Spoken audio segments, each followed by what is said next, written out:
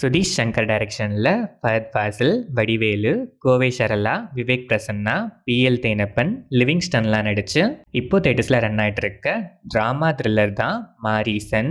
வீட்டில் கட்டி போட்டு அடைச்சி வச்சிருக்க அல்சைமர் பேஷண்ட் வடிவேலு வீட்டுக்கு திருட வந்த ஃபஹத் ஃபாசில் கிட்ட பணம் கொடுக்குறேன்னு ஹெல்ப் கேட்டு வீட்டில இருந்து தப்பிக்கிறாரு.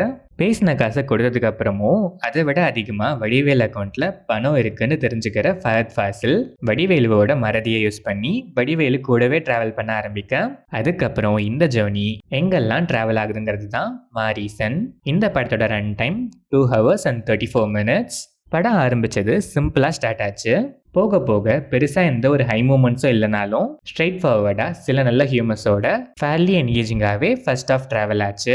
இன்டர்வெல் பிளாக் செம சாலிடாக செகண்ட் ஹாஃப்க்கு ஒரு ஹை மூமெண்ட்டை செட் பண்ணிடுச்சு. செகண்ட் ஹாஃப் கொஞ்சம் லேசியாக ஸ்டார்ட் ஆனாலும் போக போக டுவர்ட்ஸ் கிளைமேக்ஸ்லாம் இம்பாக்ட்ஃபுல்லாகவே இருந்துச்சு. இந்த படத்தில் மல்டிபிள் ட்விஸ்ட்ஸ் அங்கங்கே இருக்குது. அதில் ஒரு சிலது ப்ரெடிக்டபிளாகவும் ஒரு சிலது அன்எக்ஸ்பெக்டடாகவுமே இருந்துச்சு. பட் ஸ்டோரிக்கு அதை டிஃப்ரெண்ட்டாக போர்ட்ரே பண்ண விதம் நல்லாவே இருந்துச்சு. வைகை புயல் வடிவேலு மறதியை யூஸ் பண்ணி பெர்ஃபார்மன்ஸில் புகுந்து விளையாடி இருக்காருன்னே சொல்லலாம். யூஸ்வலான மேனரிசமும் செம, அது மட்டும் இல்லாமல் எமோஷன்ஸுமே செம. வடிவேலுவோட மறதியை யூஸ் பண்ணி ஃபஹத் ஃபாசிலுமே புகுந்து விளையாடி இருக்காருன்னு தான் சொல்லணும். பெர்ஃபார்மன்ஸ் வேற லெவலு. ரெண்டு பேரோட காம்போ இந்த படத்துக்கு மிகப்பெரிய plus. Through out the film ரெண்டு பேருமே இருக்காங்க.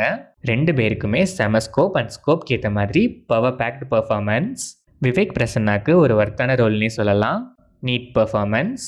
PL Thenappan, Livingston and other ஆர்டிஸ்ட்லாம் ஷார்ட் ஸ்பேன்னாலும் அவங்கவங்க ரோலை நீட்டாகவே பண்ணியிருக்காங்க.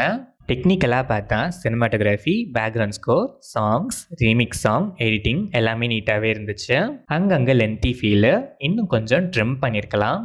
ஓவராலாக பார்த்தா slow burn first half, interval block செம. இன்டர்வல் பிளாக்கே சாலிடாக ஒரு ஸ்டேஜை செட் பண்ணிடுச்சு. செகண்ட் ஆஃப் லைட்டாக அங்கங்கே ஸ்லிப் ஆனாலும் டுவர்ட்ஸ் கிளைமேக்ஸ் இம்பாக்ட்ஃபுல்லாகவே இருந்துச்சு. ஒரு சில கிளீஷடான எலமெண்ட்ஸை அவாய்ட் பண்ணி லென்த்தி ஃபீல் கொடுக்குற சில இடங்களில் கொஞ்சம் ட்ரிம்மிங்கை போட்டிருந்தா இன்னுமே பெட்டராக வந்திருக்கும். இந்த மாரீசன் ஸ்டில் டிஃப்ரெண்ட்டாக இந்த இஷ்யூவை போர்ட்ரே பண்ண அட்டம்ப்ட்கே ஒரு hats off. Slow burn thriller fans once இந்த மாரீசனை மீட் பண்ணலாம்.